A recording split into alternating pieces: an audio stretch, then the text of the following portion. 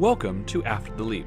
My name is Hayden Adams, and in this series I want to explore interviews with individuals who have made the leap, who have changed from employees, who have left corporate jobs, who have made that leap to being solopreneurs, entrepreneurs, and self-employed individuals.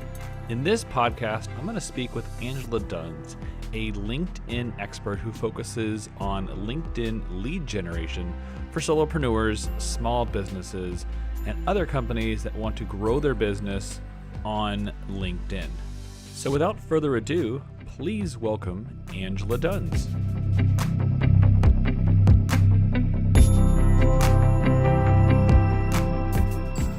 Hey, welcome Angela. Thank you for being on After the Leap.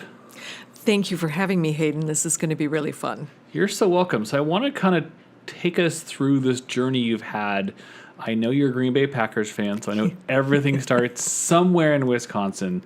So kind of take us through from the trip from Madison. Now we're out here in San Francisco, California. Well, I guess Marin County right now. But how it happened to get from Madison, Wisconsin. You have an MBA, and you ended up now doing full-time lead generation for LinkedIn. So take me through this journey and then talk me through also after that leap of making that leap to doing lead generation for LinkedIn. Well, I've never really intended to be an entrepreneur. That was not ever a thought even in the back of my mind. I like financial security. And it just, if you're an employee's kid, that's just kind of the path that you take. You don't really think about being an entrepreneur. But in 2010, I got my MBA in Wisconsin. I had been a high school teacher before that, and I decided I wanted something different. Burnout rate's like 5 years for teachers. I made it for 10. So I was looking at options, and I had always wanted to get my MBA and get into business. So I got my MBA, and that was a rocky enough road as it was because I don't do math. And an MBA is nothing but a lot of math. So there was a lot of crying and gnashing of teeth through that whole process and hand-holding by fellow students and all kinds of interesting things through that. And once I got my MBA, I started applying for jobs back in Madison, Wisconsin. And in 2010, things hadn't recovered very well. And the Midwest was hit much harder than the West Coast in the downturn. And my first job offer came in at $30,000. And $30,000 with an MBA. With an MBA, I just went $60,000 into debt to get that MBA with quantitative analysis, which I've been told is the qualifier for the caliber of the MBA program that you go through. And I went for the full thing.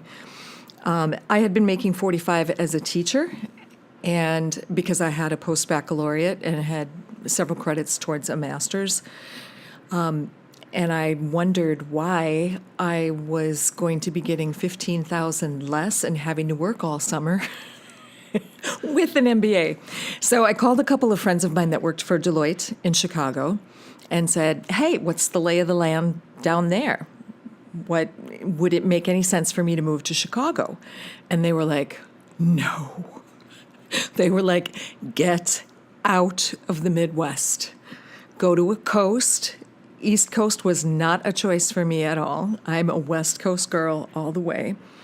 So being really frustrated working as a manager at the Sheraton, I did some research into what city I might land myself in. And I looked at Houston and Dallas and Denver and Seattle and Portland and all kinds of different places. And I knew from the get-go I'd probably end up in San Francisco. I love it here in San Francisco. Been here. You've been here before? I had been here twice before for climbing vacations in Yosemite, and the nearest airport is here. So, I had seen the Golden Gate, and I don't know, you either love San Francisco or it's okay. I loved it from the get-go. Just loved the vibe here. This is ground zero for so much. I agree. I mean, I think one person quoted San Francisco as being a 49 square miles surrounded by reality. There is this allure of San Francisco that is unlike any other city out there in America, that I would have to say. Well, there is a creative vortex here that I think makes it pretty much the center of the world for so many things. It has an innovative entrepreneurial vibe that is a long history here. There's just something in the water. There's something in the DNA of this place that brings that out of people in a big way. I mean, even if you look at bartending, most of the cool drinks were invented here. That is true. I mean, we do have the famous, which is not quite bartending, but the Irish coffee, of course, came from the Buena Vista in San Francisco. So amongst many drinks, the Mai Tai was created in Oakland. Yep, Trader Vic's, I believe, was the Mai Tai originator location. So I agree. You look at any industry and something started here. Anyway, so I chose San Francisco as my destination, and I spent 4 months dismantling my entire life in Wisconsin. I sold everything, had said goodbyes to lots of my friends in different places that I loved, and just really wound everything down and packed up a Jetta and drove for 4 days until I got here. I had found my roommate on Craigslist, so I had absolutely no idea what I was getting myself into. But I had my shiny new MBA, and I was going to get a corporate job, and everything was going to be okay. And I applied for hundreds upon hundreds of jobs. And I figured it would take some time, but it never happened. And so I started bartending at the Melting Pot at Larkspur Landing, and I was very unhappy. I kept applying for jobs, and out here, unless you've had 10 to 15 years experience in an exact title, it's very difficult to get hired. And without knowing anyone on the inside of the company, it is also very, very difficult to get an interview, to get hired. I had tons of great qualifications. I thought it attracted no one's attention. I did informational interviews. I did all kinds of things. Finally, 2 years after I landed here, the Entrepreneur Center, the Renaissance Center in downtown San Rafael opened up. And for one of their very first events, I showed up to see what it was all about. I met the director, Boku Kodama, and we had a really interesting conversation right off the bat. I was hoping to meet him. I was not expecting to be able to talk with him at length and deeply about all kinds of things. Through the course of the conversation, he found out that I had a post-baccalaureate in curricula design and instruction. And he said, I've got a project for you. Please show up on Saturday for this informational meeting about this new curricula that I would like to design by committee called Encorepreneurs. The whole idea was to help over 50s who were not getting hired back into corporate America or in between jobs and nothing was happening. If they choose to start their own thing as a transitional gig or as an alternative, how do you do that if you've always been an employee? So I showed up at the meeting, and one thing led to another, and eventually I was hired to write this 11-week curricula, 4 hours on a Saturday, and design this class that helps you figure out what are your best skills, what is your best option, what do you already know that you can leverage immediately to make money. And you were saying before the Encorepreneur, that was 50 plus? And of course, past a certain age, they'd either be retired or technology was beyond them at a certain age. We have to be realistic about this, everybody who's on the podcast. After a certain age, certain technologies aren't as viable as they used to be for a younger marketplace. Right. And so we even had some 70-year-olds in the first pilot class. And so 1 hour unit of this Encorepreneurs course was LinkedIn. And the committee was mostly in their 50s and 60s. And of course, no one was going to touch teaching LinkedIn because that's technology, that's social media, that's the internet. Oh my God. So Boku said, Angela, you're going to have to teach yourself LinkedIn and teach this class yourself. So I studied up and figured out best practices and some great ways to use. At that time, it was a little bit new for people to be using LinkedIn for lead generation and business building. It was still more of a job seekers platform. Yeah, and what year was this? That would have been in 2011. It was still finding its way back then. It was Yes. still kind of not knowing. I've used LinkedIn almost from the start, and I've even found for a lot of years that it was kind of trying to find its way. From a solopreneur standpoint, I wasn't quite sure how to use it, aside from, as you just said, looking for a job. So you nailed the early era of the LinkedIn world. And I still meet people at networking events, and they're like, oh, that's just a job seekers platform. I still get that. But I think it's more so a lead generation and a B2B platform than it ever was, or maybe than it was ever intended. Anyway, so I taught this class, and most people were like, and that's with the free version of LinkedIn? I can do promotion of my business and marketing for free on a B2B platform. So it was very popular, and Boku said there is a much larger application of this particular thing to our entire clientele. So he said, why don't you teach once a month a 3-hour workshop to everybody at the Renaissance Center, and we'll open it up to the public. So I did that for a year, had a blast facilitating classes and teaching at the Renaissance Center. And I was in Boku's office one day, and I remember it so clearly. I was whining. And I said, Boku, I've taken every single class you have to offer here at the Renaissance Center, and I still don't know what my business is. And what happened next? And he said, are you kidding me right now? Get out of my office.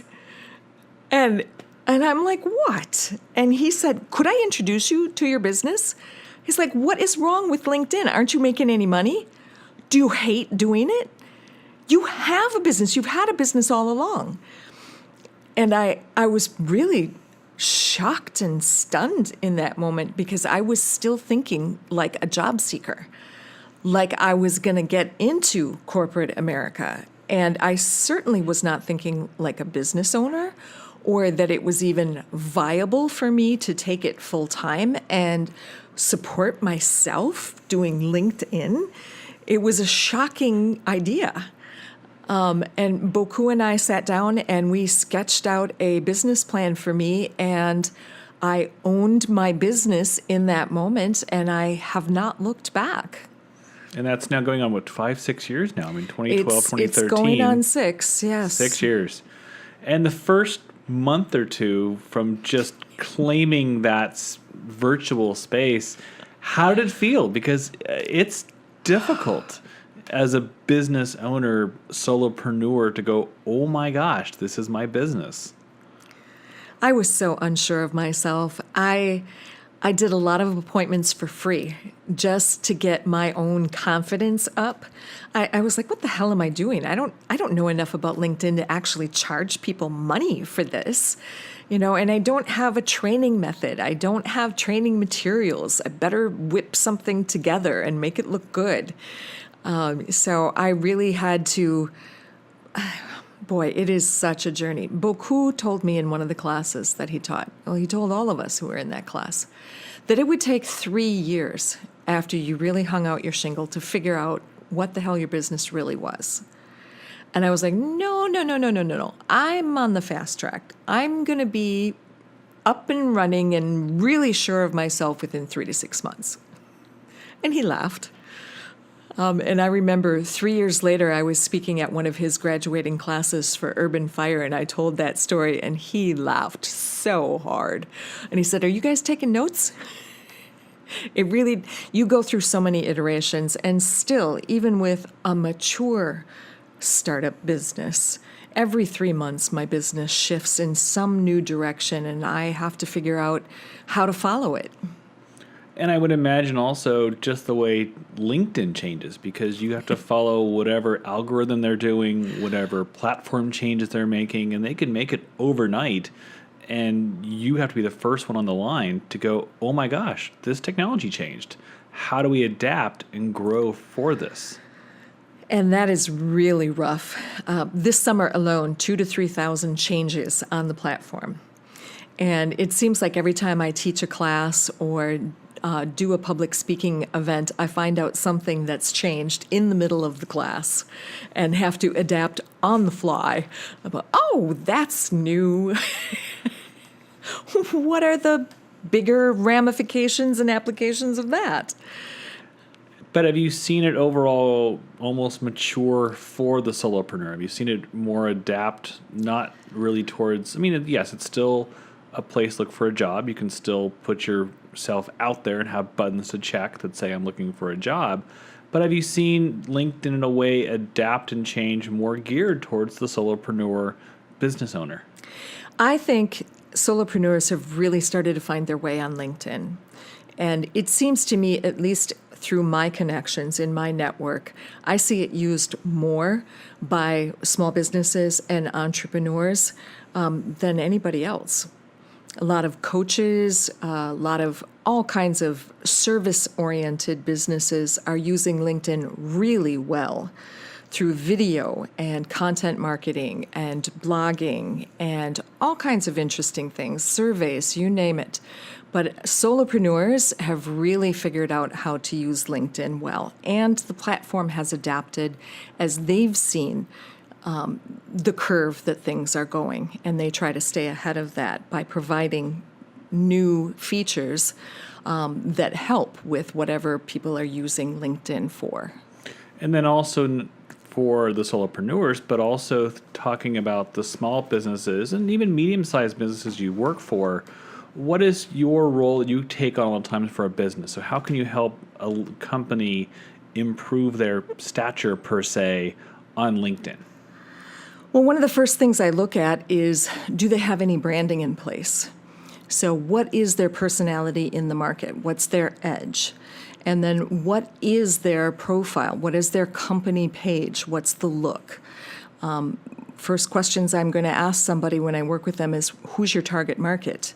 And if they don't know who their target market is, there's some work to do. The kiss of death on LinkedIn is to be generic. You cannot attract everyone.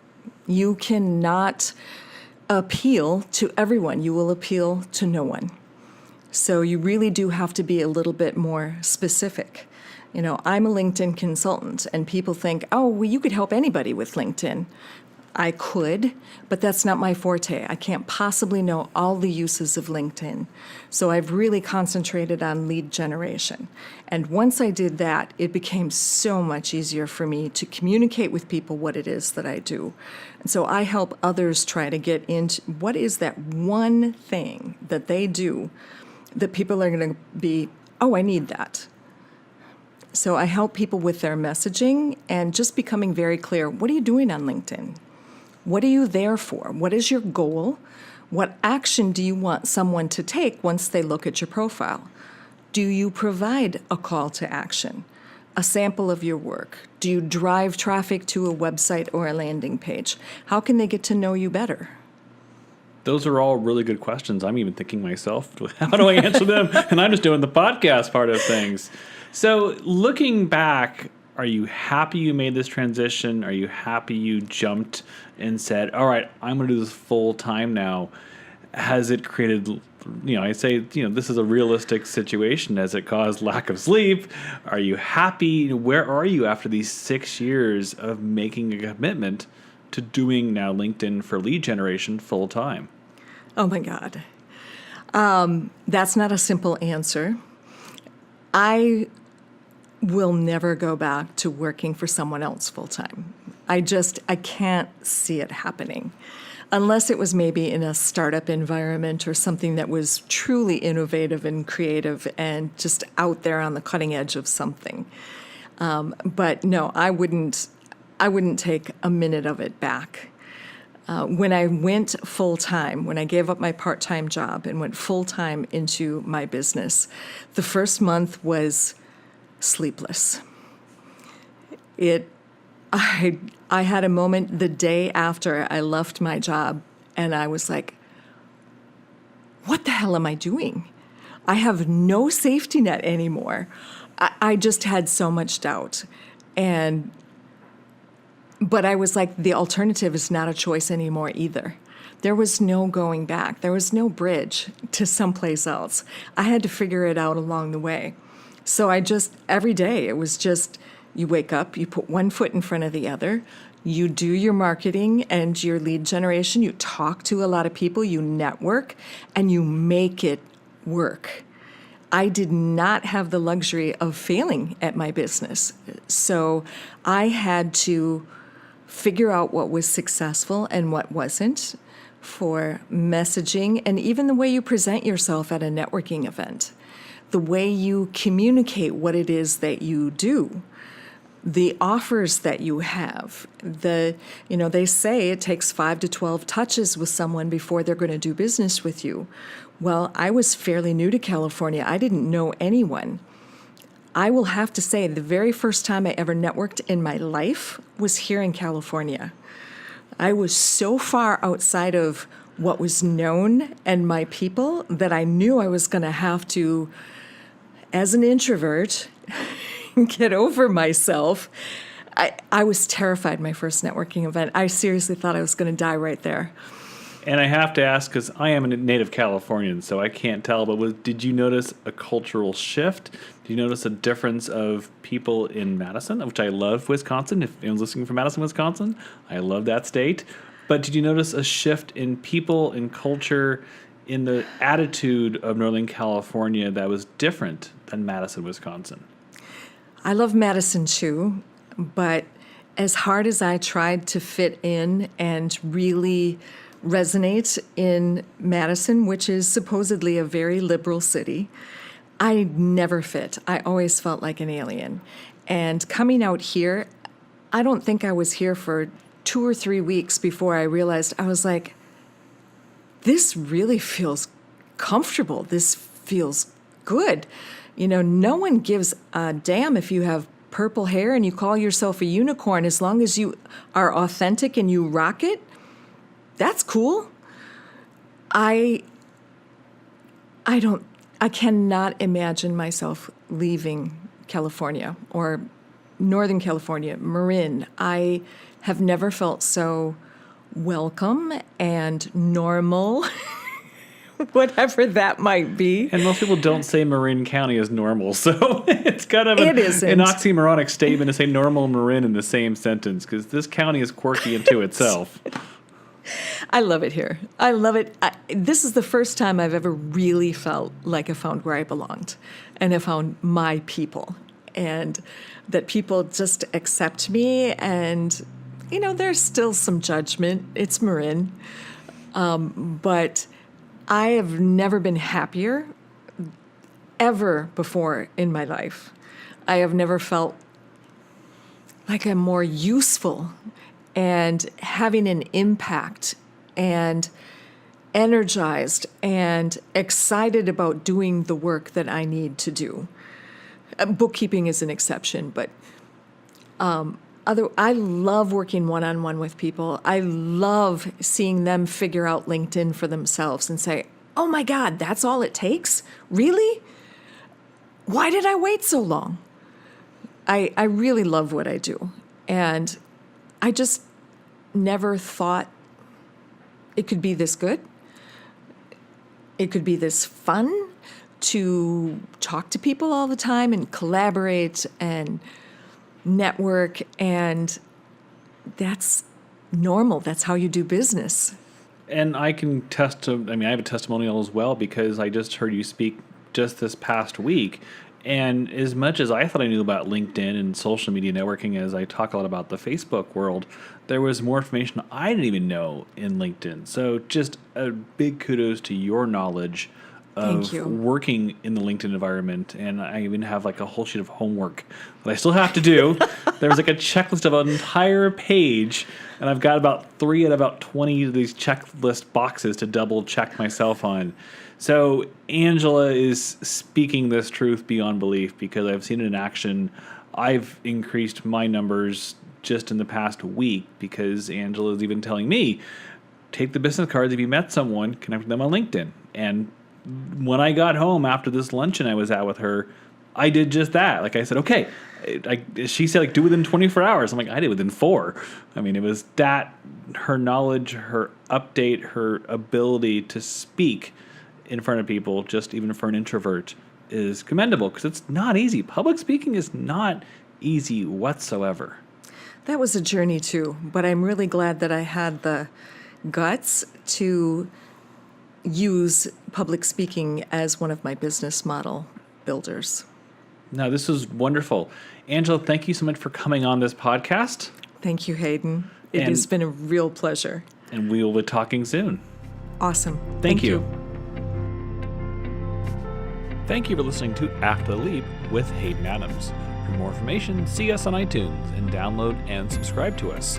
Or for more information, you can see our website at nautilusdesigns.com or find us on LinkedIn. Thank you.